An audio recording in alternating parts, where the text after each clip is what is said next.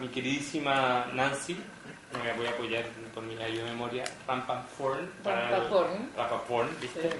Pésimo. Va a conversar con nosotros, así es como yo la invité a que sostuviera este diálogo. Me interesa muchísimo que la conozcan. Ella es periodista de la Católica de Valparaíso e hizo un diplomado en Londres de políticas culturales. Empecé pésimo. Art Management and Policy. Lo hice en políticas culturales, Sí, en política y gestión cultural. me concentra la vea. Nos conocimos a través del proyecto Trama. Y en realidad nos conocimos antes por la Beatriz Wood. Tenemos una querida amiga que está en Londres en este momento con un proyecto cultural muy... Sí, una curadora muy interesante. muy destacada. Sí. Y bueno, estamos en un lugar que fue habilitado hace muy poco como Fundación Cultural de Providencia, y estamos además en un contexto bien interesante cuando... A ver qué pasó, a ver si leyeron el diario de verdad con la Municipalidad de Providencia. ¿Ahora? ¿Estos días? O en estos años. Ahora, en la actualidad. Ayer. ¿Qué pasó ayer? Lo del teatro... ¿Sí? ¿Lo del Teatro Oriente? Sí, muy bien. Que el Teatro Oriente pasa a ser un teatro municipal. Claro. Y eso es una excelente noticia para la gestión, una excelente noticia para el desarrollo, una excelente noticia para la vecindad, para la comuna.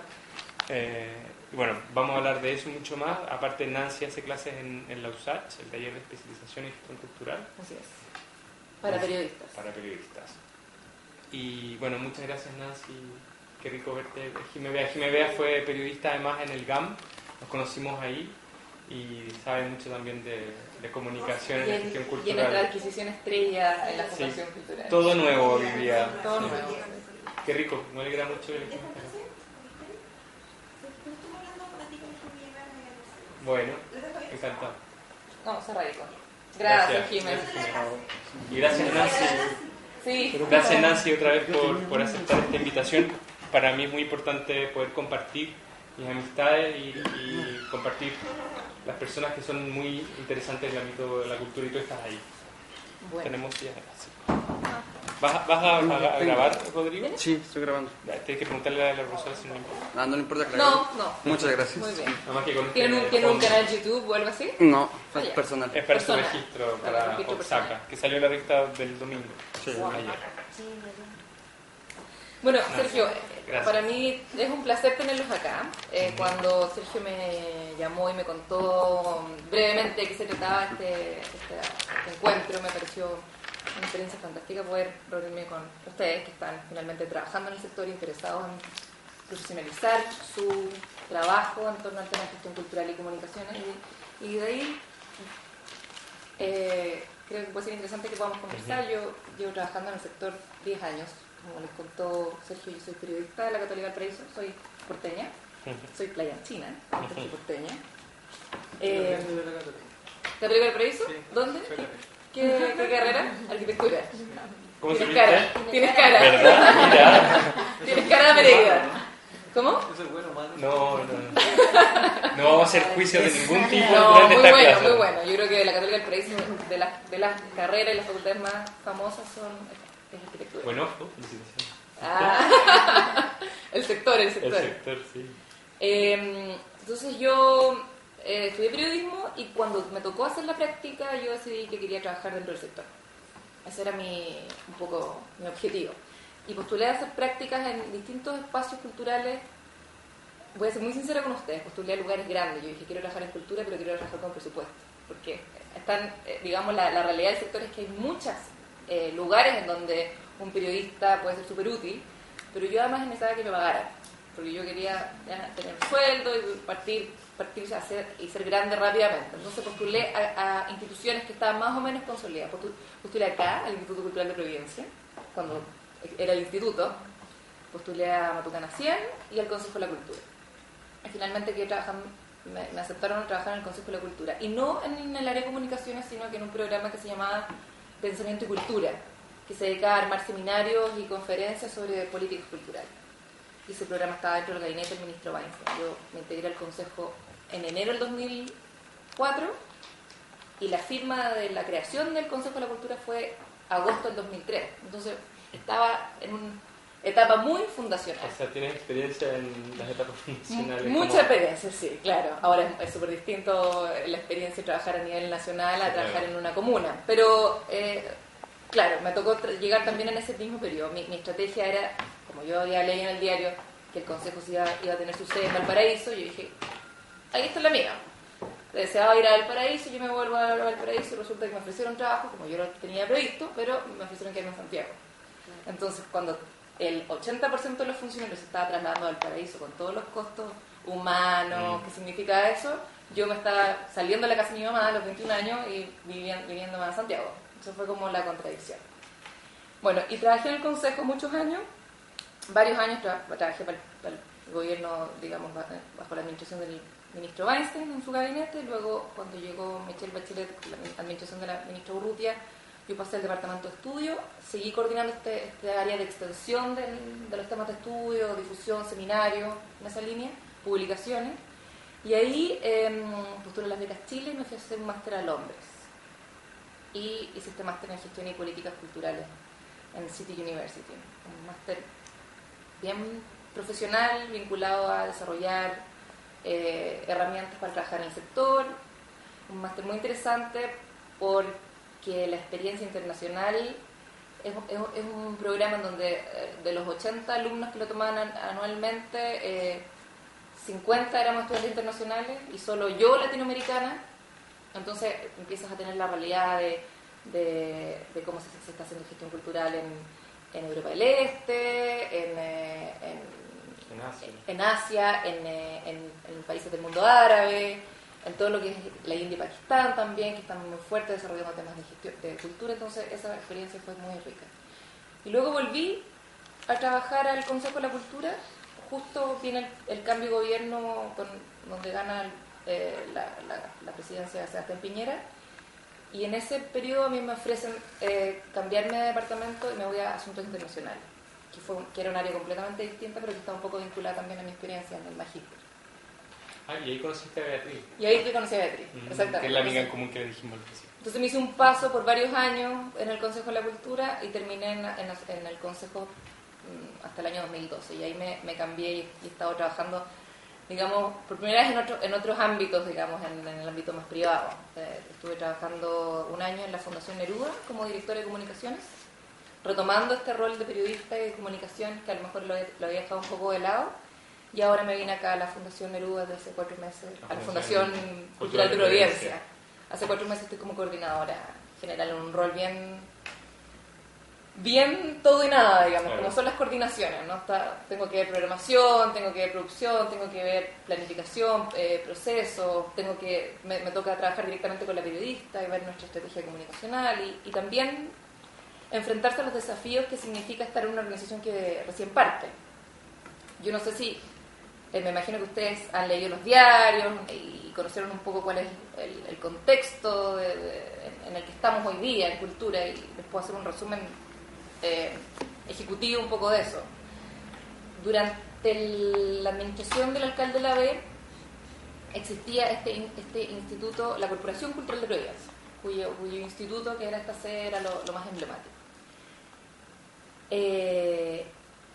Y ese instituto... Sí. ¿Y en Manuel Montt con Providencia? Juventud Providencia, que es otra dirección. O sea, uno de los temas con Providencia es que... Pero se apoderó en la cultura de ese espacio, ¿no? Sí, sí. Y desplazó este. O sea, eso es mi sentido, digamos, como...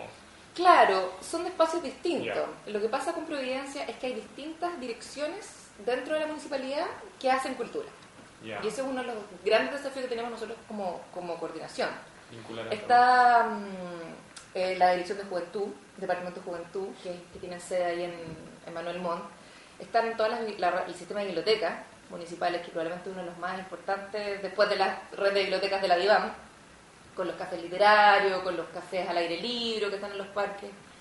Está también la Dirección de Barrios y Patrimonio, que es una dirección nueva que se crea con esta administración de la alcaldesa Josefa Errázuriz, como pone un énfasis en el tema patrimonio, barrios y patrimonio, como un tema que a ella le importa mucho, y eso hoy día el espacio que caracteriza esa gestión es la Casa de la Ciudadanía de Monte Carmelo, que es un espacio distinto que no tiene que ver con nosotros directamente. Y bueno, y todo lo que hacen también los colegios a través de la Corporación de Desarrollo Social. Entonces, son varias ¿Y los teatros? instancias. O sea, por ejemplo, ahora con el Teatro Oriente... Se va a sumar una eso línea, se suma, sí, claro. se va a sumar una línea de trabajo. Y que hoy día se tiene que analizar cómo se va a tomar eso en términos de gestión. Como es un proyecto tan grande en sí mismo, lo más probable es que se genere una propia institucionalidad que dependa de la municipalidad, pero que tenga una cierta autonomía. O sea, una corporación municipal Teatro Oriente, por ejemplo. Algo así. Eugenio Llona es el presidente de esta fundación. Es el director ejecutivo. El director ejecutivo. La presidenta es la alcaldesa. Claro. Entonces, para contarles muy brevemente un poco en ese mismo tema de la institucionalidad. Existía esta corporación cultural que era una entidad finalmente, cuando asume la nueva administración, muy independiente de la municipalidad, demasiado autónoma. Podía, hacía, deshacía, y de ahí había un montón de temas de transparencia. Era una corporación, como ustedes seguramente han visto en sus programas, para las corporaciones y las fundaciones, era una corporación integrada por socios. Y tenía como 90 socios fundadores de la corporación. Y de esos socios solamente 2 eran municipales, de los 90. Es decir, la municipalidad tenía 2 votos de 90, casi nada. Era completamente decisiones muy independientes, demasiado, quizás. Y entonces se decide, hubo muchos problemas, había problemas de plata, había una serie de cosas vinculadas con transparencia, y se decide generar una nueva institucionalidad. Y esa nueva institucionalidad es lo que hoy día es la Fundación Cultural de Providencia, que se crea finalmente este año. Este año se hace el registro en el registro civil como fundación. En abril se hace la inauguración de esta nueva institucionalidad en este palacio, y en mayo recién empezamos a funcionar con presupuesto. Entonces, recibimos un presupuesto municipal que lo aprueba el Consejo Municipal, y a ustedes ahí ya se podrán imaginar que es una pelea no fácil, porque requiere una serie de negociaciones políticas, de acuerdos y qué sé yo. Y eso finalmente es lo que nosotros administramos. Pero la fundación no se administra sola, la fundación tiene un directorio que es integrado por 4 representantes del sector cultural que tienen que ser aprobados por el Consejo Municipal, y por derecho propio el alcalde o alcaldesa de turno es el presidente de la fundación. Así que yo establecí esta nueva institucionalidad. Por lo tanto, es mucho más, o sea, nosotros somos cultura de la Municipalidad de Providencia, finalmente. Y tenemos esta categoría de ser fundación porque las fundaciones permiten una gestión, sobre todo a nivel de los recursos, de un modo mucho más fluido que ser un órgano público, que no tenemos que hacer por Chile Compra, que los procesos, los tiempos, qué sé yo. Entonces, por eso finalmente, trabajando desde el Consejo de la Cultura, yo me acuerdo de haber estado conversando con colegas que veían el tema de gestión cultural y que hacían las asesorías a las municipalidades. Y desde esa asesoría lo que se le recomienda a todas las municipalidades es que se generaran fundaciones o corporaciones que pudieran tener esta cierta autonomía de la municipalidad sin tanta independencia como existía acá, pero que permita un accionar un poco más fluido más en el sector. Entonces, la realidad de las municipalidades, como ustedes se pueden imaginar, es tan diversa como las 330 municipalidades que existen en Chile, 300 algo. Hay algunas municipalidades que tienen un encargado de cultura con un presupuesto de 10 millones de pesos al año, y hay universidades como esta, como Las Condes, que tienen una institucionalidad importante, con recursos importantes, que hacen cultura desde distintas instancias, que tiene que ver con la realidad de la comuna, y también tiene que ver con el sello que les quiere dar los alcaldes de turno un poco a la gestión en cultura. Entonces, eso es así, pero yo creo que el tema municipal cada vez está siendo más importante y se está convirtiendo en un espacio más interesante para trabajar en gestión cultural. Los estudiantes están desarrollando proyectos, o sea, el trabajo final es, al pasar por todos los módulos, legislación, Estado, Bárbara Negrón hace clase de ¿me olvidó el nombre del módulo de Bárbara? Institucionalidad, ¿no? Sí. Eso ¿Se acuerdan? Política cultural. Exacto. Política cultural. Bien. Exacto, es que este año incorporamos una línea nueva que es legislación. Y Bárbara hace políticas culturales. Ujú. Eso. Y el trabajo final tiene que ser la formulación de este proyecto, pasando por todas las etapas, o sea, plan de comunicación, pero también como entender todo y ser aplicado. Entonces, a lo largo de esta conversación, las preguntas que tengan sobre el estado de sus proyectos y cómo mejorarlos o qué visión se les puede dar, Nancy puede aportar a una mejor formulación de los proyectos si que tienen alguna duda. Nancy, sobre la gestión cultural en sí, ¿cuáles han sido los primeros desafíos en esta instalación? Bueno, hemos tenido desafíos. Perdón, ¿cuáles son también las necesidades locales Sí. para ser atendidas? A ver, yo creo que la comuna de Providencia es una comuna particularmente interesante por la cantidad de actividades, agentes, recursos culturales que uno puede encontrar. La cantidad de emprendimientos, la cantidad de productoras editoriales, artistas que vienen a la comuna o que tienen un vínculo con la comuna. Entonces, yo creo que uno de los principales desafíos que tiene esta administración es la administración de las expectativas, finalmente. Esta es una comuna donde las cosas ya funcionaban bien, digamos, o más o menos bien. Entonces, esta administración tiene grandes expectativas, y sobre todo en cultura, en varios elementos de ese orden.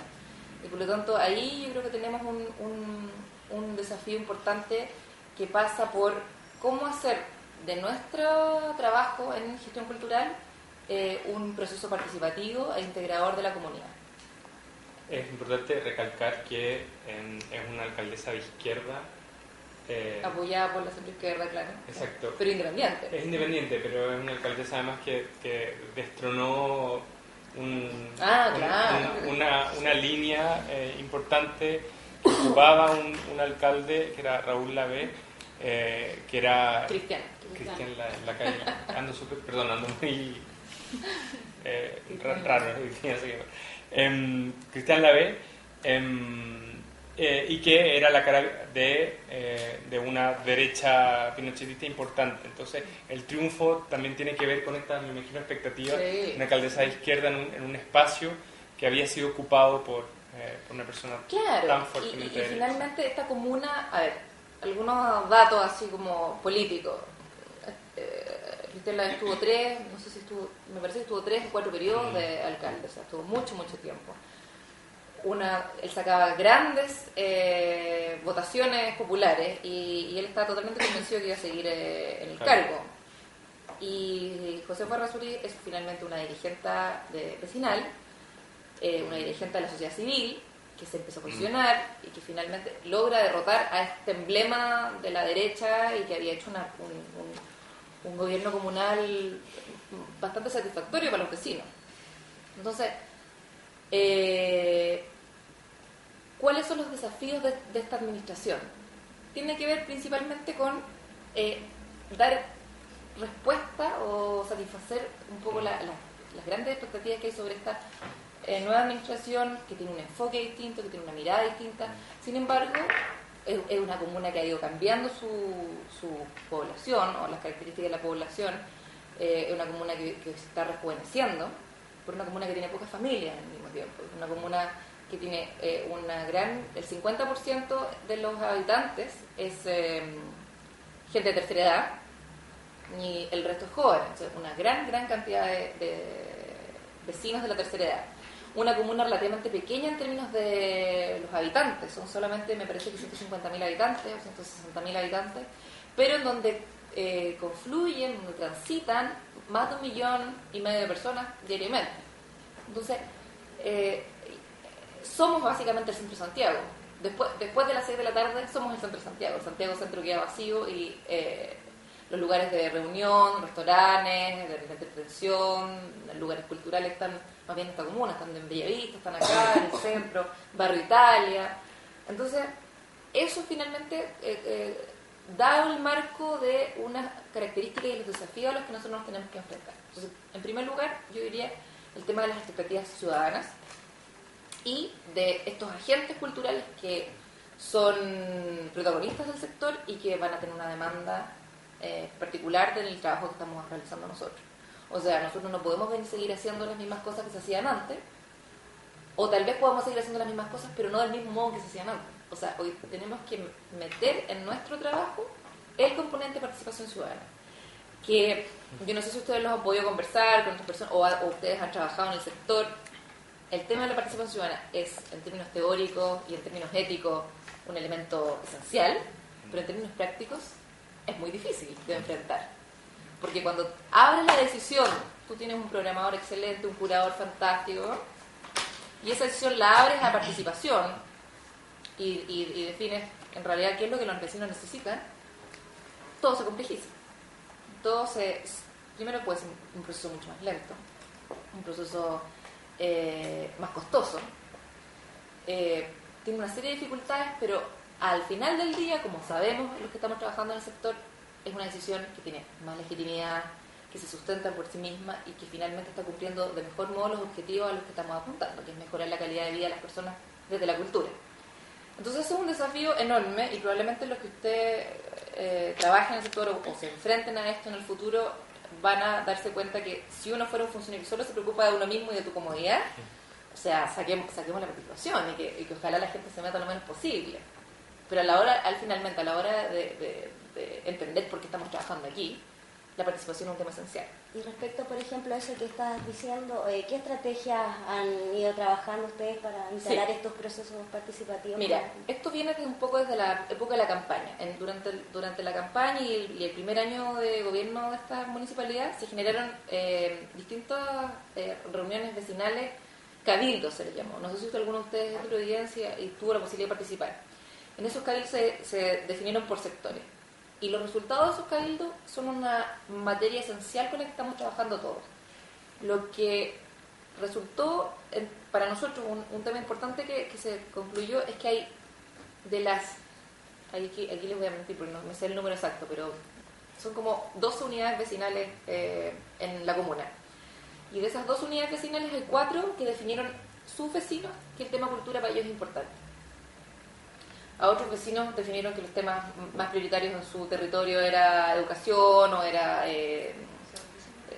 salud o deportes. Exacto, distintas líneas. Pero en estas 4 unidades vecinales en particular definieron que para ellos lo esencial era la cultura. Entonces nosotros con esas unidades territoriales estamos trabajando directamente. Y tenemos reuniones, unas mesas de trabajo, que de hecho las hemos hecho algunas aquí mismo, otras en el Palacio Falabella, que es la sede de la Fundación, o en las bibliotecas, que tienen un poco este mismo formato de trabajo. Se juntan representantes de los vecinos, que generalmente son las directivas de las juntas de vecinos. Son 2 o 3 juntas de vecinos en un territorio y les presentamos muy a grandes rasgos lo que estamos realizando y hacemos un feedback de qué finalmente es lo que ellos están necesitando. Entonces, desde definición de programación, pero también desde cómo ellos quieren ser informados, por ejemplo, que es un tema que para nosotros nos da mucho vuelta, sobre todo por este componente de población de tercera edad. En gestión cultural y los que estamos trabajando en el sector estamos cada vez más acostumbrados a que todo se difunde por redes sociales, por Facebook, por internet, por sitio web, que es súper importante, y todos esos elementos son esenciales, por supuesto, y hay que tenerlo, pero cuando estás trabajando con gente de mayor, gente de tercera edad, tienes que empezar a buscar otras vías. O sea, una cosa esencial que yo siempre le digo a mis alumnos es y probablemente Sergio se los ha dicho, primero piensen en una actividad. Si ustedes logran definir cuál es la actividad que quieren realizar, ya van a tener un primer elemento. Y luego de eso tienen que pensar en cuáles son sus públicos. Eso es fundamental. Porque no todas las actividades tienen los mismos públicos. A veces uno tiende a decir, no, estas actividades abiertas a todo público. Y eso no te sirve en términos de gestión y de desarrollar un plan comunicacional. O sea, si es para todos, es para nadie. Y eso básicamente no sirve para nada. Entonces la planificación de una propuesta comunicacional, lo que uno va a definir prioritariamente es quiénes son tus públicos. Y luego de que uno define quiénes son tus públicos, ojalá lo más estructurado posible, lo más acotado posible. Mira, mis públicos son mujeres de mayores de 60 años, entre 60 y 85 años, que viven en tal territorio, de tal situación socioeconómica, con tal nivel educacional. Entonces tú la defines y dices, ya, ¿cómo me comunico con esas personas? ¿Dónde están esas personas? se juntan en unos centros de adulto mayor en tal lugar, asisten regularmente a centros de salud por su salud. Y luego entonces tienes que ir y definir medios de comunicación y canales de comunicación que apunten hacia esos nichos.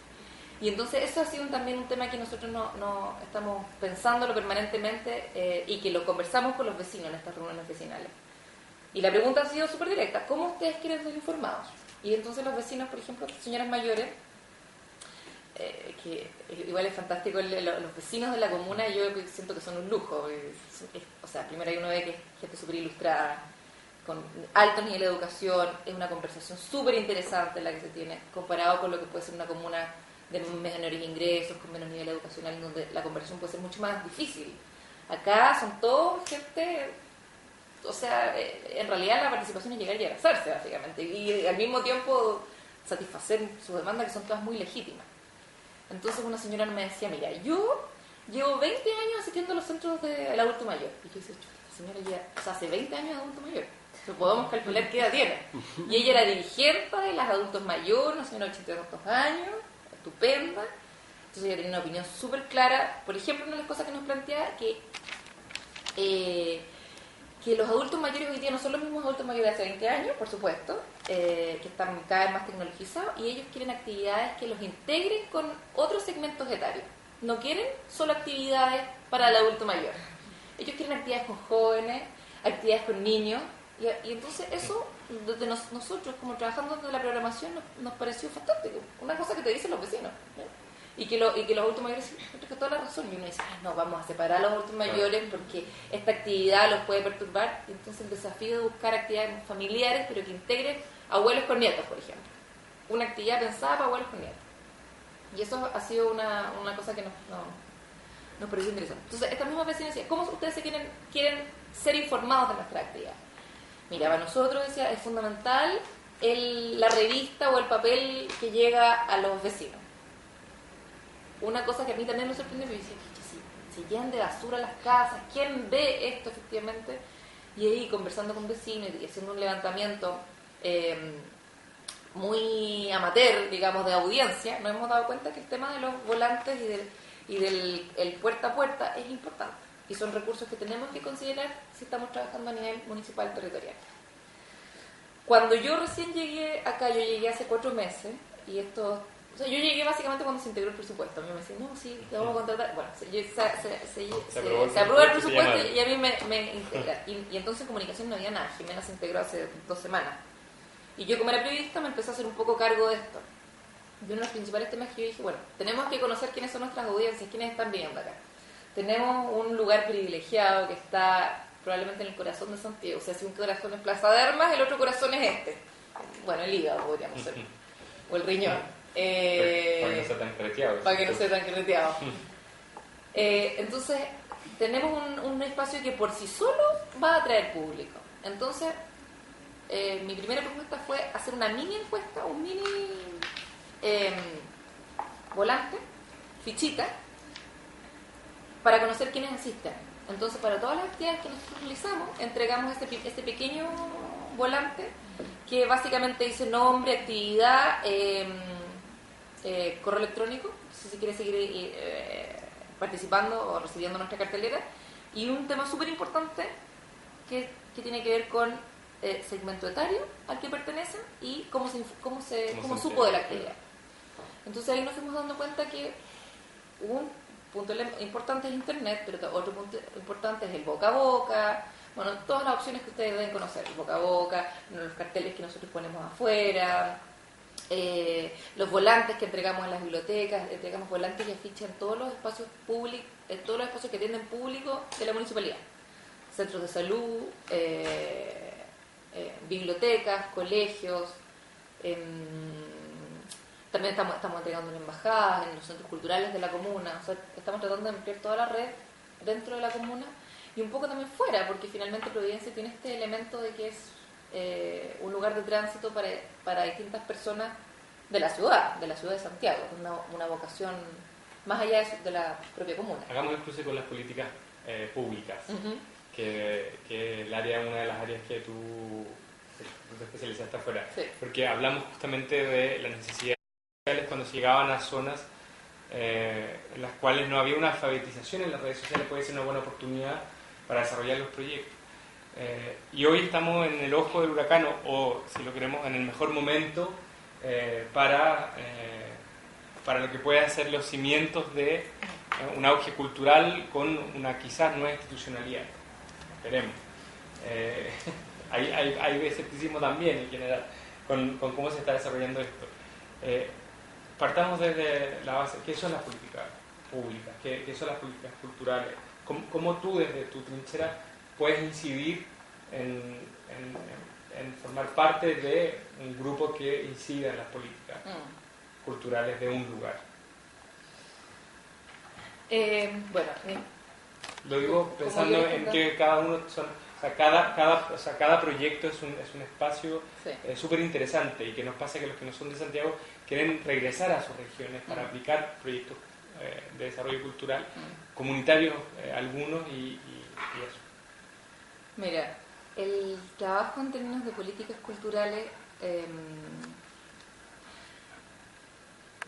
yo creo que tiene el desafío de hacer el link entre el trabajo a nivel nacional, centralizado, digamos, de pensar cuáles son las mejores políticas para el desarrollo del sector, y hacer la bajada hacia el nivel municipal o al nivel local, territorial. Y yo creo que esto para mí, por ejemplo, es interesante ver esas dos trincheras. Cuando yo siempre le comento a mis amigos que trabajan en el Consejo de la Cultura, y sobre todo Asuntos Internacionales, es un espacio súper lejano a la ciudadanía, por así decirlo. Es completamente teórico y político en el sentido de las grandes decisiones. Y este espacio es un espacio donde uno tiene que conversar con el artista, conversando con la comunidad, con los vecinos, con sus expectativas. Con respecto al ministerio o a las políticas públicas, mira, con toda ustedes entienden un poco por qué se crea un Consejo de la Cultura y no se crea un ministerio el año 2003. Tienen ese background, ¿no? ¿Sí? A ver, si lo puedes comentar brevemente para... O sea, cuando se crea el Consejo... ¿Por qué se creó el Consejo y no se crea un ministerio? Bueno, es eso, pero sabía que era una necesidad que surgió después de como de los años 90, de crear una institucionalidad en la cultura, con todos estos planes de políticas culturales, como si quería más cultura y todo eso. Exactamente. ¿Por qué no se creó un ministerio? Porque ese es el tema esencial de por qué es un consejo y no un ministerio. Cuando termina los artistas, finalmente, y el sector cultural se convierte en un agente clave en la recuperación de la democracia. Y entonces, cuando comienza el gobierno de Patricio Aylwin, se empiezan a hacer un par de políticas esenciales que las tenemos hasta el día de hoy. Una de ellas son los fondos de cultura, el FONDAR. La creación del FONDAR fue un hito en términos de desarrollo de políticas culturales en Chile, y eso se hace el año 91, y la ley de donaciones culturales podría ser otro elemento importante de política cultural que la impulsa el senador Gabriel Valdés. Y como tercer elemento se empieza a hablar, como dice la compañera, la Francia, de este tema de generar una institucionalidad cultural, que Chile necesitaba una institucionalidad cultural acorde a a la democracia, digamos, y a promover el desarrollo del sector.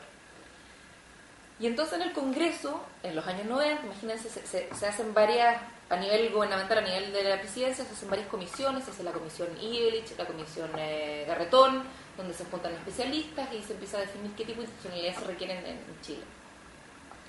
Y cuando se pasa la discusión al Congreso, empieza a existir este tema de, se requiere una institucionalidad fuerte y ojalá necesitamos un Ministerio de Cultura. Y una de las principales críticas a la figura del ministerio en ese momento fue que cultura requiere un tratamiento especial en términos de políticas públicas, más representativo, si ustedes quieren, más diverso, y que por lo tanto la figura jerárquica de un ministerio, en donde existe el presidente que tiene un ministro y el ministro define políticas y las políticas se ejecutan, puede ser peligroso dentro del sector cultural en términos de el control político, ideológico, gubernamental del gobierno de turno del sector cultural. Entonces, imagínense que veníamos, o sea, el año 90, cae el muro de Berlín, o sea, todavía el tema de este mundo ideologizado en izquierdas y derechas, en gobiernos autoritarios, donde efectivamente el control del sector cultural era una cosa importante. Yo diría que hubo mucho escepticismo y resquemor de los parlamentarios de derecha en ese momento de generar un ministerio, sobre todo por esta figura del control estatal de la cultura y del gobierno de turno que controle, que beneficie a los artistas amigos o a los artistas pro régimen, y por lo tanto se decide que la figura del consejo, inspirado en los modelos anglosajones de los Arts Council, era una figura más interesante porque era una figura más integradora y más representativa del sector. Entonces, es así como después de varios años se define que el mejor modelo para Chile en ese momento histórico, era la constitución de un consejo y no de un ministerio. Un consejo cuyo órgano directivo no fuera solo un ministro, sino que fuera un directorio de un consejo y que fuera integrado por agentes del sector definidos por ley. Entonces, en este directorio del Consejo de la Cultura está integrado por artistas, por representantes del Premio Nacional, por artistas, por gestores culturales, por representantes de las universidades públicas, por representantes de las universidades privadas, de las universidades del Consejo de Rectores, en realidad no, universidades públicas, ustedes están ahí en la polémica con la Católica, universidades del Consejo Rector, universidades privadas, una serie de agentes que supone que representan trincheras importantes dentro del sector cultural y que son todos ellos los que vienen a definir la política cultural nacional y no solamente el ministro de turno que obedece las reglas del presidente de turno. Y de hecho, es más, otro elemento interesante del Consejo de la Cultura, la definición, es que el Consejo está desfasado con los gobiernos de turno, no son los mismos 4 años, si bien dura 4 años, parten 2 años después y terminan 2 años después. Y eso le da una cierta estabilidad o permanencia al desarrollo de las políticas culturales y no sea como cambio gobierno, borrón y cuenta nueva, cerramos todo y partimos de cero. O sea, yo tengo amigos, por ejemplo, que trabajan en el sector cultural en México, en el sector gubernamental, y en México cuando hay un cambio no sé si hay alguno que conozca más el Rodrigo, soy mexicano. Tú eres mexicano. A mí me contaba, yo no sé, tú lo conocerás más de cerca, que cuando cambia el color político del gobierno, se va todo. Cambia todo, pero cambia desde el que barre hasta el director del museo. Si no estás en el sindicato, sí, o sea, se van todos. O sea, a mí me pareció dramático. Eso, es empezar de nuevo cada sexenio, cada cambio de gobernador. Imagínense todo, lo que significa el desgaste y el retroceso en términos de desarrollo de una política, y de lo que sea, estamos hablando de cultura, pero educación, bueno. Y a diferencia de eso, yo, por ejemplo, trabajé, cuando terminé mi magíster, hice una pasantía en el Consejo de Brent, que es, Londres está dividido de nuevo voy a inventar una cifra, pero es como 38 distritos, como comuna, el Londres metropolitano en varios distritos. Y yo trabajé en el Consejo de Brent. Brent es donde está el estado de Wembley, es como en el noroeste. Es una comuna, digamos, más bien pobre, donde el 75% de los habitantes son no blancos británicos, o sea, es una diversidad étnica y cultural impresionante. Uno sale a la calle y todos los días como la fiesta de las naciones. Todo es como el sari y el traje típico de, no sé, África y de todas partes. Brasil dando vuelta. Bueno, y yo le preguntaba a mis colegas, y mis colegas eran, yo era la estudiante en práctica latinoamericana que me da susto pero contestar el teléfono porque no entendía. Es como, no entiendo. Pero imagínate todos los acentos a los que uno se enfrenta en un teléfono en inglés. Bueno, en Inglaterra. En Inglaterra, sí. Y ahora, lo fantástico de Londres es que uno nunca se siente extranjero. Yo siento que esas son las principales lecciones que yo tuve. Como todo el mundo es como hay tanta gente en tránsito y como es tan diverso, uno se siente parte del paisaje nomás, con tu color de piel y tu acento y tu todo. Bueno, yo le preguntaba a mis colegas, ¿qué pasa cuando hay cambio de digamos, alcalde, digamos, en la comuna? No, nada, cambia los 4 jefes máximos y el resto seguimos trabajando.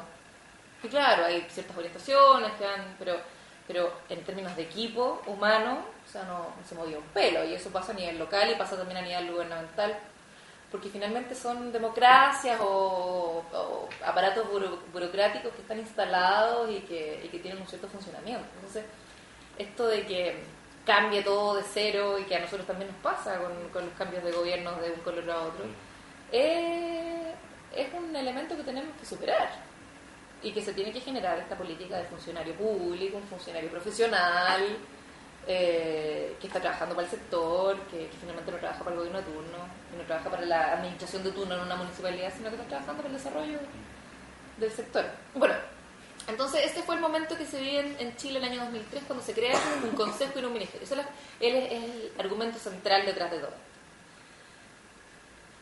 Y entonces es muy interesante que luego de los años, a 10 años de creado el Consejo de la Cultura, en el año 2013, un gobierno de derecha sea el que promueva la creación de un ministerio de cultura, que finalmente fue ese mismo sector el que se opuso a la creación de un ministerio de cultura. Y fue la administración de Piñera y bajo la administración del Consejo de la Cultura de Luciano Cruzcoque. Ganas del caso con él. ¿Van a tener clases con Sí. él? Ah, fantástico. Fue mi jefe. Dicen que también va como nombre para acá. Ah, ¿sí? Sí. Como director de... No, como alcalde. Ah, mira tú. Imagínate. Te pueden preguntar, por favor, en Claro. la clase. Pueden La presentar cámara el tú lo currículum grabas. como director ejecutivo de cultura de la Fundación Cultural. ¿Cuándo son las elecciones? El 2016. Ya está, bueno. O sea, imagínense, Política. son 2 años y medio y los periodos duran 4 años.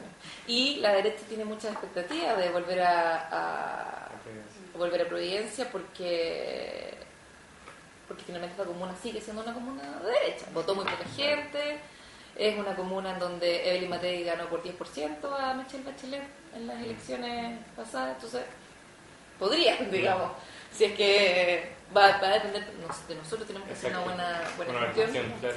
Pero también Igual la Josefa podría salir reelecta. podría salir reelecta. Esa es su apuesta. Entonces, el año 2012-2013 se empieza a trabajar este tema de la generación de un ministerio y hay un cierto consenso en el sector. Sí, estamos en una etapa de madurez suficiente para la creación de un ministerio. Una de las principales discusiones fue, pero no podemos retroceder en temas de participación, de lo que hemos generado este nivel de legitimidad con el sector, de tener distintos representantes. Por lo tanto, el modelo de ministerio que presentó la administración de Luciano Cruzcoque fue un modelo bien sui generis de ministerio, porque dentro del ministerio sigue existiendo la figura del consejo, de los consejos resolutivos, además, no solamente un consejo de gente con la que cumples con la formalidad de juntarte, conversar. No, un comité asesor, digo. No un comité asesor, porque los comités asesores no son, ustedes van a ver, uno busca un comité asesor para legitimar tu decisión y para que el comité asesor diga lo que tú quieras decir. Ojalá. Pero acá lo que se propone es la figura de un ente resolutivo que mantenga esa figura, pero que sume todos los beneficios de tener un ministerio, que es una mayor independencia, mayores presupuestos, por supuesto, mayor poder político. Y de defender ese presupuesto. Y defender ese presupuesto, exactamente, porque hoy día nosotros vamos a la defensa con el Ministerio de Educación. Seguimos estando insertos en esa línea. Entonces, yo voy a ser bien honesta con ustedes, y yo creo que fue un error de esta administración en particular haber sacado el proyecto y estar a la espera de construir algo nuevo, completamente distinto, se supone, porque lo otro era malo, a entender de esta administración. A mí me parece un error porque yo creo que el proyecto anterior era un buen proyecto, finalmente. Ahora, ustedes saben cómo están esas cosas. Uno no puede reconocer que el enemigo, finalmente político, arma un proyecto que, más allá que sea bueno, no puede ser. Había un camino avanzado importante que significa entrar al Congreso y significa empezar la discusión parlamentaria ya en la ¿cómo se llaman las sesiones? Las comisiones, gracias. En las comisiones. Los parlamentarios, los diputados ya estaban súper interesados y estaban leyendo el programa y más o menos hay un cierto consenso, y en general la gente del sector, no gente de derecha, sino que más bien la gente de izquierda, la sociedad civil, lo que decían es un buen proyecto y las modificaciones que se requieran tienen que ser en el Parlamento, en la discusión parlamentaria. Entonces, sacar el proyecto completamente y volver a meterlo se supone que era una de las metas de los primeros 100 días y eso ya no se logró. Y una de las razones que se ha dicho, se ha aparecido en prensa, es que van a hacer esta consulta indígena, que es una cosa inédita en Chile y en términos de desarrollo de legislación y políticas culturales, hacer esa consulta, que se supone que estamos mandatados, pero que nunca lo habíamos hecho. Pero significa una decisión que yo no sé cuáles son las consecuencias que tenga. O sea, la Bárbara Negrón, que es la directora del Observatorio de Políticas Culturales, tiene un análisis de los procesos legislativos, digamos, de las leyes que se están discutiendo en el Congreso, y ella ha hecho el recuento de los últimos 10 años en las discusiones parlamentarias en términos de cultura, y ve que el promedio de tiempo que toma un proyecto de ley desde entrar hasta salir es de 3 años. 3 años promedio. Imagínense un proyecto cualquiera. Imagínense la complejidad que tiene hacer un Ministerio de Cultura y la cantidad de discusión que se puede generar en torno a eso. Ya dijeron que el ingreso, lo que prometió el gobierno es que el ingreso del nuevo proyecto de ley se va a hacer a fines de este año. O sea que vamos a estar justo a 3 años del fin de este nuevo gobierno, de este gobierno. O sea, las probabilidades de que no se apruebe dentro de esta administración son las mismas. Y ahí ya la tragedia griega es que llegue el próximo gobierno y diga no, este proyecto es malo porque hizo el gobierno anterior y entonces entremos en la locura. Que podría ser. Entonces, es que es la locura. O sea, no me colgar del lámpara ahora. Pero es que claro, el efecto México, así. Con todo respeto. Sí, sí. Sí, claro. Con todo, claro. Bueno, y los dardos han apuntado a la ministra Baratini este último tiempo. Claro, la ministra Baratini finalmente es una gestora cultural, es una colega nuestra, que probablemente, que yo creo que no tiene una experiencia en política. Un ministro, más que especialista, diría yo, más que especialista en el sector, tiene que ser un muy buen político. ¿Ella mandó a retirar o fue instrucción de...? Yo creo que, no sé, yo creo que fue instrucción presidencial. Claro. Sí, no creo que ella...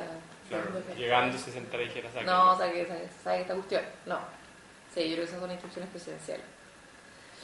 Así que eso es un poco la situación en términos de las políticas. A ver, ¿cómo se arman las políticas dentro del Consejo de la Cultura? Ustedes saben que el Consejo tiene consejos regionales, ¿cierto? Y cada consejo regional está constituido por representantes del sector de la región. Entonces, la orgánica completa del Consejo, con todos sus directores nacionales y sus consejos regionales, son como 140 personas a nivel de todas las regiones. Se propone una terna, ¿verdad? El intendente propone una terna. No sé cómo se definen los consejos regionales, fíjate. El directorio, sí, el director regional sí se propone una terna. Eso. Sí, el director regional. Sí. Pero el director regional, o sea, en el Consejo de la Cultura uno tiene que hacer dos diferenciaciones de dos espacios distintos. Uno son los órganos colegiados, toda esta gente de la sociedad civil, son representantes del sector que son ad honorem, que no se les paga ni un peso, y que son los que están representando al sector y tomando las decisiones de política pública, y están los funcionarios. Claro, Que ese fomento. Claro, el director regional es un Claro. funcionario, el ministro es un funcionario, Claro. y de ahí para abajo, todos los funcionarios. Entonces, los funcionarios están al servicio de estos órganos colegiados que se supone que son los que toman decisiones. Siendo funcionario, uno dice, ojalá, ahí de nuevo la participación ciudadana, ojalá yo pudiera tener la orden de mi jefe y listo, pero en realidad la orden de tu jefe es ya, revisa este programa y proponlo y verlo con el Consejo Regional si están todos de acuerdo. Bueno, entonces, la institucionalidad cultural tiene una reunión anual, que es la Convención de Cultura, que se ha hecho todos los años desde el año 2004, y ese es el espacio en donde se van revisando los avances, las propuestas de las nuevas políticas, la evaluación de lo que se ha avanzado en términos de políticas públicas en cultura. Y ahí es donde la institucionalidad completa, que se supone que representa la diversidad de todo el territorio, está trabajando durante 3 o 4 días en sistematizar un poco el trabajo que ellos han venido haciendo desde sus propios territorios. Esa es como la lógica. Y lo interesante finalmente es que esta gente está representando una región que está constituida por comunas, que las comunas están constituidas por territorios, por sociedad civil, por una serie de gente, y que eso se traduce en un documento de política pública que probablemente ustedes lo han visto, que nosotros existen 2 desde la creación del Consejo. Uno es Chile quiere más cultura, políticas culturales desde 2005 al 2010, y ahora estamos en el segundo documento que se hizo bajo la administración de Cruz Coque, que me parece que era 2011... 2016, exactamente. Entonces estamos en pleno proceso de eso. Muy internacional en 2011-2016, exactamente. Entonces, eso finalmente va como en las grandes definiciones. Pero si ustedes ven este documento de políticas culturales y lo ojean, sobre todo el segundo, el primero diría yo que en el primero estuvo la Bárbara Negrón armando como en ese equipo. En ese primer documento yo creo que ahí está, por supuesto, pagar el noviciado de la primera experiencia, pero hay cosas concretas finalmente, hay compromisos que uno puede medir. En cambio, en el segundo documento es como un listado de buenas intenciones en las que todos vamos a estar de acuerdo. Promover la educación artística. Sí, obvio que sí. O, ¿cómo? La lectura. Claro, desarrollar planes de fomento lector a lo largo de todo Chile. Ya, de acuerdo. Pero ¿cómo finalmente con la bajada de eso? Entonces, cuando tienes un documento de política cultural que no está asociado a un plan de acción, la política cultural queda vacía, diría yo. Y además que hay un tema también con cómo está diagramado el documento, o sea, el primer documento es súper fácil de leer, es concreto, uno va siguiendo los puntos y todo, y en cambio el segundo es como un mapa conceptual que uno no termina nunca de entender. Y no yo conozco a la colega que hizo eso, una socióloga más enredada que tú no hablas. Por eso que las cosas le tienen que dar a los periodistas, no a los sociólogos. Hoy los sociólogos van a criticar lo que hacemos los periodistas, claro, sí, ahí tiene una serie, yo siento básicamente que ese documento es claramente un documento en donde no se quiere quemar, que no quiere comprometer nada que no puede lograr. Yo siento que eso de alguna medida está bien, pero no puede ser tan extremo, o sea, no puedes tener un listado de buenas intenciones que después no puedes medir. Y una política tiene que ser medible, y ahí la Bárbara tiene todo un rollo muy interesante que probablemente se los va, hoy si ustedes ya tuvieron clases con ella o van a poder profundizar en esos temas. Ya tuvieron. De hecho, el observatorio nació bajo el alero de este diploma. Ah, sí. Qué bien. Sí, tiene mucho efecto el eso es fantástico. O sea, la medición. Y nosotros, a nivel comunal, vivimos un poco el mismo proceso, pero acotado a un territorio específico. O sea, en estos encuentros ciudadanos se han levantado las expectativas y se han generado ciertas líneas de política cultural a nivel comunal. Y el desafío es que a esas políticas y a esas buenas intenciones debemos darle vida a través de un plan de acción. O sea, una política cultural siempre tiene que estar asociada a un plan de acción concreto, medible, con plazos, con presupuestos. Y eso sí, también es un tema importante a nivel del Consejo de la Cultura, porque se les solicitó a las regiones que desarrollaran sus propias políticas culturales, pero no se les entregó presupuesto. Lo que pasa con la región, ¿ustedes son de regiones? ¿De dónde son? Valdivia. Valparaíso. Ah, porteño. O sea, de Santiago, pero me fui a estudiar para allá y me quedé trabajando. Ah, eres sí. ¿No hay más de regiones? Yo soy de Viña. De Viña, ya. Lo que pasa con las direcciones regionales es que se les dice, ya, armen su política, que tenga un sentido con el territorio. Por ejemplo, no sé, hay una comuna en donde el tema indígena es súper importante, una región donde el tema, en Valdivia, por ejemplo, el tema de industrias creativas, el cine, qué sé yo. Entonces, una política que dé cuenta de la realidad territorial. Fantástico, ¿ya? Y hacen un plan de acción asociado. Pero luego el presupuesto que se les entrega a las regiones está asociado solamente a las actividades que desde el centro se dice que hay que hacer. O sea, hay una serie de políticas nacionales, serie de programas nacionales que tienen que tener, como son nacionales, tienen que ser implementados en todas las regiones, y entonces el presupuesto que se les entrega está asociado a eso, ¿no? A lo que se definió en el centro. Y la política regional queda en un segundo plano.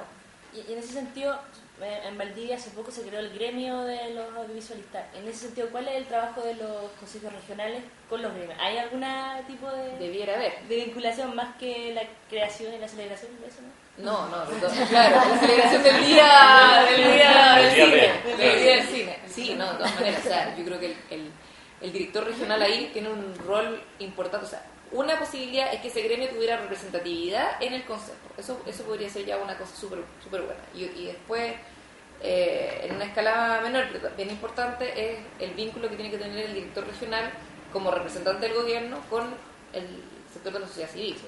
Así como la ministra tiene que vincularse con los distintos gremios de artistas, de productores, de gestores, de qué sé yo. de los que están trabajando, es importante que a nivel regional suceda lo mismo. Y eso es así. Así como el ministro de Educación, sus socios estratégicos son el presidente del colegio de profesores y el rector de la Chile y el representante de las universidades del consejo rector y qué sé yo. Claro. Para el ministro de Cultura, sus socios estratégicos van a ser los representantes de los artistas, los representantes de los sectores culturales, los representantes de las salas de teatro, es decir, los que están trabajando en el sector.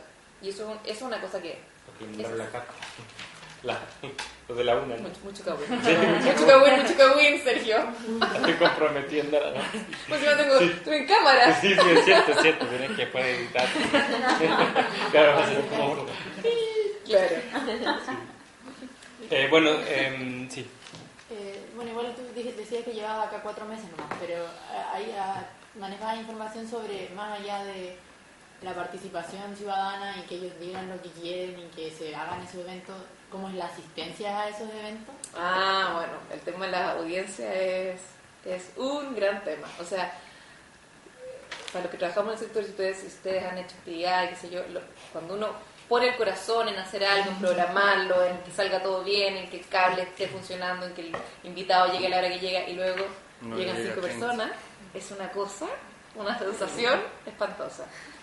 Y estamos en eso, es un proceso en desarrollo. Yo les puedo contar mi experiencia. Yo llevaba 3 días acá y era la primera actividad, me quedé hasta después de las 7 de la tarde, la mayoría de las actividades son acá. Teníamos una charla de unos connotados invitados y de hecho estuvo súper entretenida y llegaron menos de 10 personas. Entonces, finalmente tú puedes hacer una programación fantástica, pero y ahí está de nuevo el tema de comunicaciones. Si no tienes asociado un buen plan comunicacional, un buen plan de difusión, las actividades se caen por sí solas.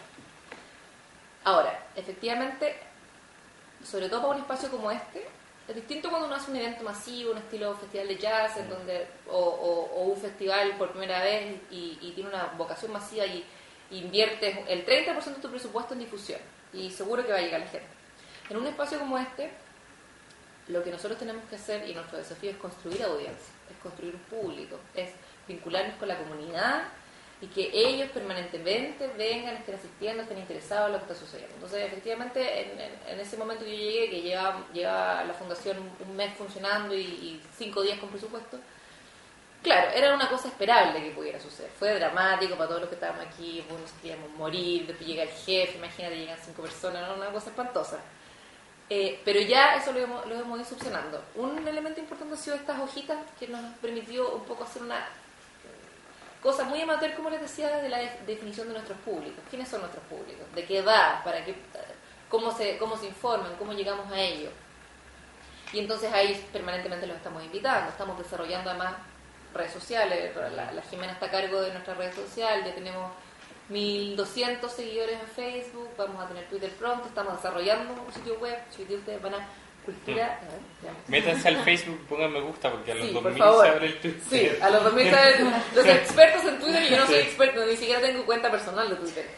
Pero la experto, hay gente experta en estas cosas.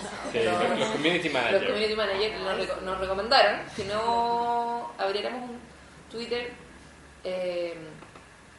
Dijo, pueden tener 2 criterios: o que tengas 6 meses de antigüedad en Facebook, o que tengas 2.000 seguidores. Que ese es como el primer paso para tener un cierto impacto, para que ya tenga una cantidad de gente. Estamos desarrollando un sitio web, Cultura Providencia, se supone que está funcionando, que al menos ahora tenemos una cosa estática, Cultura Providencia. Y entonces, y además, básicamente todo lo que estamos trabajando aquí, hemos trabajado en el sector en distintas roles, en distintas instituciones. Entonces todos venimos también con nuestras propias bases de datos, de nuestros contactos, y eso también lo hemos ido incorporando para lo que es la red de contactos de la Fundación. Ahora para luego pasar al tema del plan de difusión, yo encuentro que una de las riquezas del lugar donde estamos, o una riqueza comunal también, aparte de las comunidades que habitan. Ahora voy a mi tema. Fantástico, muy bien. ¿Tienen pensado el trabajo con los Sí. colegios y los liceos? Sí, mira, a propósito de este tema de que hay tantas entidades dentro de la municipalidad que hacemos cultura, hemos armado una mesa de cultura, Municipalidad de súper bien. Providencia. Y en esa mesa tenemos sentada a la gente de la Como el próximo Dirección de consejo. Patrimonio, Tienen un mini consejo. un mini consejo, Dirección de Patrimonio, las bibliotecas, los representantes de los colegios. Entonces ahí estamos armando un tema coordinado que, por ejemplo, de cosas básicas que estaban sucediendo. Oye, vamos a hacer el lanzamiento de un libro y nuestra cosa Yo está lo que haciendo voy a hacer el mismo día, más o menos el mismo ahora. día y la misma cosa, y Claro. el mismo tema. Entonces eso nos permite coordinarnos. Y las expectativas sobre la gente de educación son súper altas porque lo que nosotros queremos es vincularnos. Pero los tiempos de educación con los tiempos de cultura son tiempos distintos. Porque lo que quisiera educación es que nosotros programáramos anualmente, lo que no lo hacemos. O sea, Claro. con suerte podemos programar trimestralmente. Ustedes saben, la llegada de proyectos, tenemos una programación anual general, pero los cambios que se van suscitando son permanentes, sobre todo nosotros que estamos recién partiendo. Y en cambio los colegios, lo que ellos necesitan, lo que piden, sobre todo los liceos públicos, que son aún más estructurados, liceos de escuelas públicas, es Por los que planes y programas, en los ¿no? planes y programas se integre la actividad Claro. asociada. Entonces para ello, lo que nos están demandando, y nosotros ahí nos vemos enfrentados a esa solicitud, es que les digamos nuestra programación, o sea, qué exposiciones vamos a tener en marzo del próximo año. Y nosotros hoy día todavía no lo sabemos. Pero hagamos una alianza con la Chile, claro. Porque nosotros le podemos... Ya, se ya, corta. Trabajar en red. Un ejemplo de trabajar en red. A ver. Claro, porque como Universidad de Chile tenemos cuerpos estables de todo tipo. Y hay dos que se me ocurren ahora. Uno es el Teatro Nacional, con una compañía del Teatro Nacional, que es una compañía que formamos, yo me siento parte de eso, con un proyecto educativo. Y estuvimos en el abanderado en 7 colegios de la Corporación Cultural de la Cámara Chilena de la Construcción, en regiones, qué sé yo. Y este año es una obra sobre Nicanor Parra a propósito de los 100 años. Llegamos a 7.500 estudiantes en Hualpén, Concepción, La Calera, Pero distintas fantástico. comunidades. Entonces está armado eso. Hagámoslo. Entonces lo que nosotros, o sea, si no lo quieren hacer en el Teatro Nacional, hagamos en el Teatro Oriente. ¿Te fijas? Hagamos una asociatividad en el sentido de que ustedes ponen el teatro y el público, nosotros la obra y, qué sé yo, y lo mismo con la banda de la facultad. Claro, fantástico. Eso, como Mira, crear programas educativos entre la universidad y la Exacto. fundación. excelente. Eso, esto es un ejemplo de trabajar en red. Sí. Y Es por eso importante. es también importante conocer el sector. Sí. O sea, porque al final los negocios de cultura se arman así. Así. Oye, yo tengo un espacio, oye, Claro. yo tengo programación, Es andamos que es buscando. increíble, por ejemplo, a mí me pasa en la Chile que que hay una comunidad riquísima de agentes culturales, de actrices, de actores, de músicos, de artistas que no tienen espacio para presentar.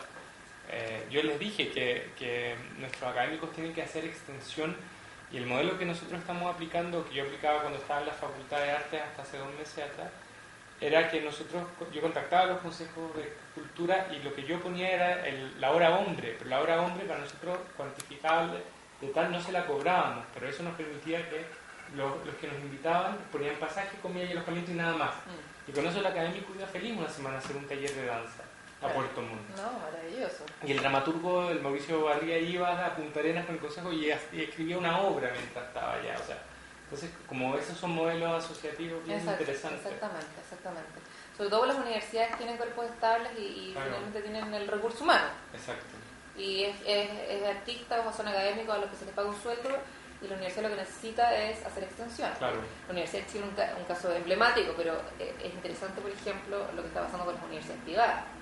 Las universidades privadas requieren, por sus características y por la situación en la que están, tener una legitimidad social, tener una legitimidad en términos de bien público, y por lo tanto están utilizando mucho el sector cultural, están actuando, digamos, están desarrollando actividades culturales en beneficio también de sus comunidades, de sus alumnos, sus estudiantes, pero también de los vecinos que rodean las universidades. Y entonces ellos se convierten en alianzas importantes para instituciones culturales, para organizaciones, para fundaciones que a veces no tenemos tantos recursos y necesitamos asociarnos con instituciones que tienen más recursos. Entonces, por ejemplo, la Universidad de Chile nosotros sabemos que no tienen tanta plata, pero tienen el capital humano. Exacto. O sea que eso es Y esencial. es un buen espectáculo el que ofrece, o sea, Claro, un la buen calidad, el producto. recurso humano, exactamente, la calidad de los artistas. Pero aparte, de los académicos. vamos asociados con el, porque le pusimos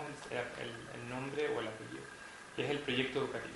Entonces está Proyecto hecho como, aquí está como con qué se Llegaría hace después de bien. la obra, claro. Llegaría a entender, Y exactamente. es re interesante. Y es re interesante esto, estas asociaciones, estos trabajos en red, Mm. como eso. Sí. Mira, en un espacio como este, como retomando las cosas que se mencionaba antes, cuando programamos, y esto ha sido una de las discusiones que hemos tenido internamente como equipo y que es una de mis principales, digamos, rollos, un rollo personal, es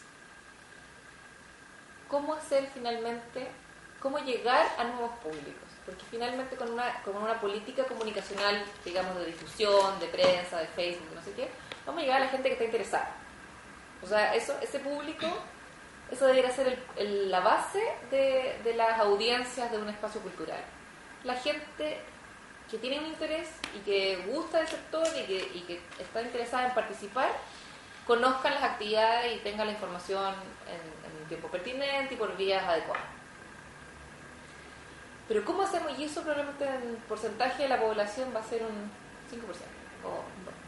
¿Cómo hacemos para ampliar el impacto o ampliar las audiencias a gente que regularmente no va a participar y no está interesada? Hay un gran mito, y aquí lo podemos comentar con Sergio, que para mí es un mito, respecto a por qué la gente no participa en cultura.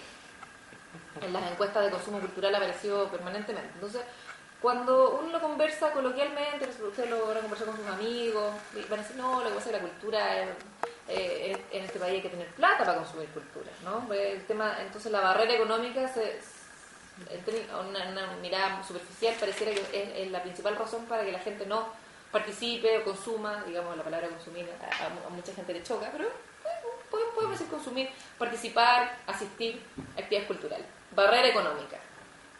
Pero a lo que nos enfrentamos es que existen en esta ciudad particularmente, tal vez en otras ciudades menos, una oferta cultural gratuita e importante de actividades de buen nivel, de buena calidad, que están ubicadas en lugares estratégicos, que además no podríamos decir que son problemas de acceso, y la gente igual no va.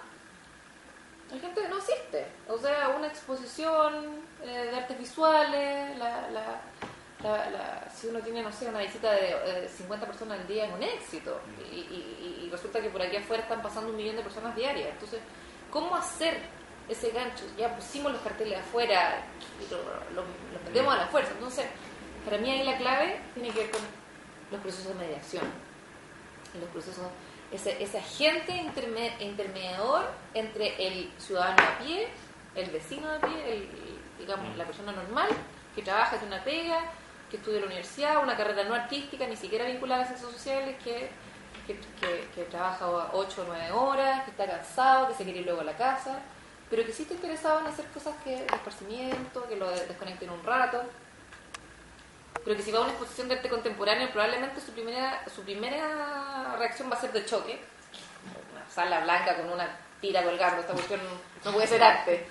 Entonces, y a mí misma me pasa, yo no soy finalmente artista y mi formación en el sector ha sido bastante, o sea, tengo formación en gestión, pero en términos de, yo no estudié estética, no estudié tampoco teoría del arte, he tenido una formación más bien autodidacta. Ahora estoy tomando un taller que damos nosotros. ¿Tiene descuento? Es gratis, y de hecho nosotros desarrollamos talleres gratuitos, que para que estén bien atentos, y los talleres que estamos desarrollando son de súper buen nivel. Sí, me gusta el Facebook. Tenemos a Daniel Olave de cine. en cine, tenemos a la Soledad Novoa, Teórica curadora, del arte, sí, teórica del arte, curadora, doctora, ese es el que estoy tomando yo precisamente, y estamos también con el escritor Pablo Azócar en un taller de escritura creativa. Bueno, entonces, el tema es... ¿Estás tomando todo? No, solo es de teoría del arte, solo la teoría, es súper entretenido, nos pasamos de Tiziano a Mulato Gil, de Mulato Gil a artistas contemporáneos, Andy Warhol, súper entretenido, y estar con una teórica de ese nivel. Entonces, cuando se hacen actividades, yo siento que un elemento fundamental en los presupuestos y en la programación y en la gestión es considerar el elemento mediación, que son estos agentes que median entre los públicos y la obra de arte, que median entre los públicos y el artista, explicando el contexto, desarrollando distintas metodologías para acercar a la gente, para hacer... O sea, a mí misma me pasa, por ejemplo, con la exposición de Miró, que está ahora abierta en el Corp Artes, que parece que está increíble, que el edificio que iba así, es como... No parece Chile, me han dicho. Que es todo como... esa exposición, yo no quería ir porque quiero ir con una visita guiada. O sea, la diferencia entre ir a un museo por tú solo a entrar a través de una visita guiada es, para mi gusto, diametralmente opuesta. O sea, la experiencia enriquecedora de una persona calificada que es capaz de poner en contexto lo que estás viendo, de explicarte la historia, explicarte cuáles son los elementos clave a observar, es probablemente el elemento más enriquecedor de una experiencia cultural. Entonces, todas estas, por ejemplo, cuando se programa una obra de teatro, los diálogos que se hacen en torno a la obra de teatro posteriores o a priori, es una conversación. Nosotros tenemos un ciclo de música los miércoles acá, en donde no hemos contemplado el componente mediación específicamente, pero algunos músicos son profesores de la Chile, son miembros de la Sinfónica, y lo tienen incorporado ellos. Entonces, antes de partir, comentan, mira, esta obra es la obra de tal compositor, que se hizo en tal contexto, fíjense en cómo suenan los violines, y entonces la experiencia de la audiencia es completamente distinta, o entre medio ellos intervienen. ¿Para qué decir el tema del arte contemporáneo? O sea, eso ya es, y de toda la arte contemporánea, de la música contemporánea, o sea, yo una vez fui a un festival de música contemporánea que es la Católica, y no lo podía creer. ¿Ustedes han escuchado música contemporánea?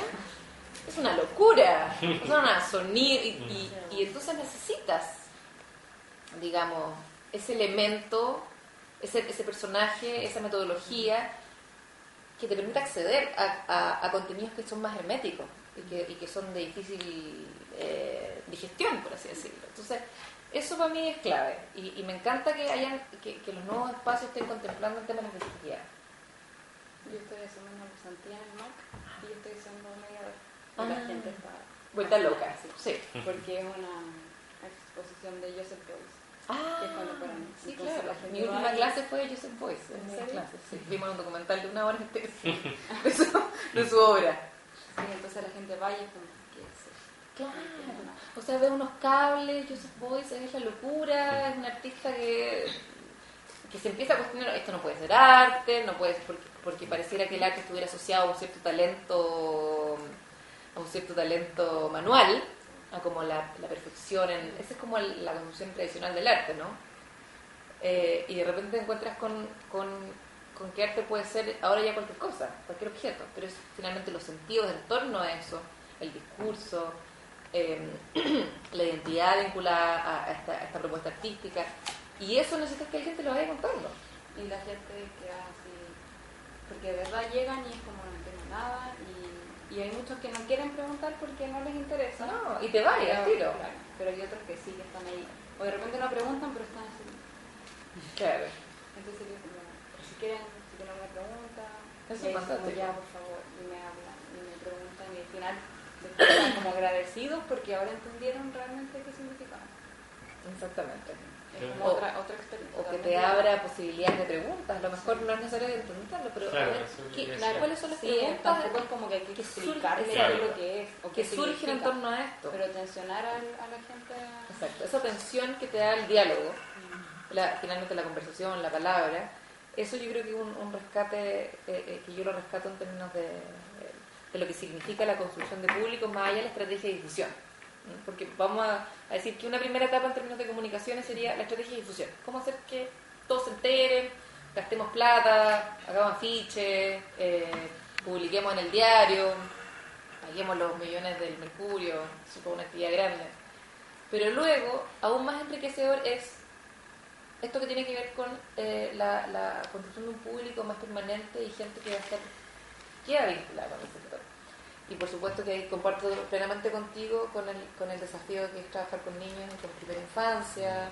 Eso iba a comentar que igual habías nombrado que la comuna tenía más población de tercera edad y todo, pero Pero no sé, yo creo que por lo menos yo pienso que el tema de la formación de público es una cuestión súper a largo plazo también, porque implica que a nivel del centro del gobierno se tienen que desprender iniciativas que hagan que los niños desde chicos se vinculen con el arte, porque de lo contrario se convierten en adultos que no tienen ningún tipo de sensibilidad respecto a ese tipo de manifestaciones, entonces obviamente no les va a interesar ir a ver arte contemporáneo. Obviamente no les va a interesar ir a escuchar la sinfónica, pero si desde chicos están en contacto con ese tipo de cosas, crecen con otro tipo de criterios que los va a llevar a interesarse por esas actividades. Se supone que la reforma educacional es una gran oportunidad para integrar eso. Ahora, la reforma educacional yo creo que está tensionada por todas partes.